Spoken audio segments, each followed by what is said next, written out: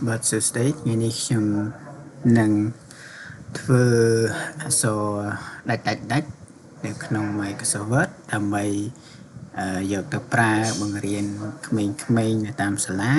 ឬក៏នៅតាមផ្ទះរបស់យើងបើក Microsoft Word បើក Microsoft Word មកអូខេចឹងយើងចូលទៅ insert word art ចុចយកមក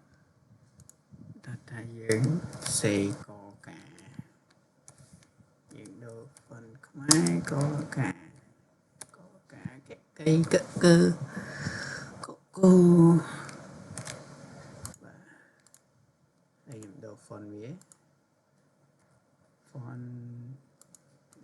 home យក font មូល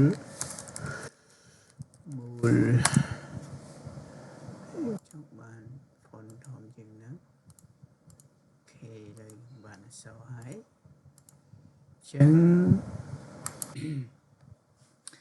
คลิกលើវាคลิกលើប៊ូតុងនេះហើយចូលទៅ home វិញហើយយើងយកមួយនេះ text effects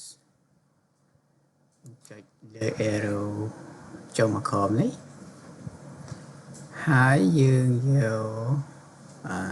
យើងដូរនេះសិនយើងដូរពណ៌ឲ្យទៅជាពណ៌សហើយយើងចាប់ផ្ដើមយក outline ជាលក្ខណៈដាច់បាទ dash ហើយយើងយកពណ៌វា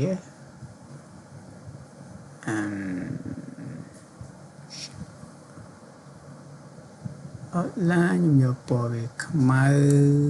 ក៏បានក្រហមក៏បានសេចចិត្តយើងចឹងយើងបានអក្សរដាច់ដើម្បីអនុវត្តឲ្យកូនក៏ដូចជាកូនសិស្សរបស់យើងអនុវត្តកកា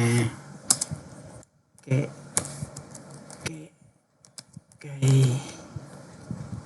តែយើងចង់បាន line ថ្មីយើង copy យើង paste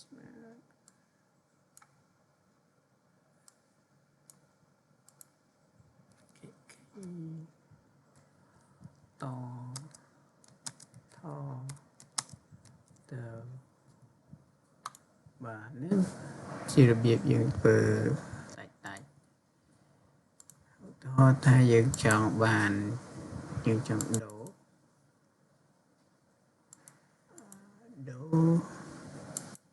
ជាលក្ខណៈ post បាទយើងដូរហ្នឹងហើយយើងទៅជ្រើសរើសពណ៌វាយើងជ្រើសពណ៌ម៉ៅ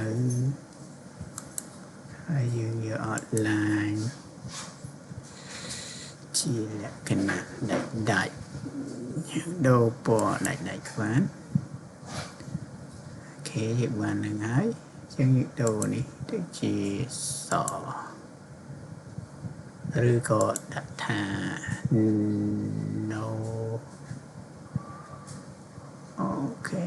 យើងដាក់សហ្នឹងហើយយើងដាច់វាចឹងជាយើងចង់ដូរអាដាច់នេះឲ្យវាឃ្លាតយើងត្រូវដូរតាមពួកនេះ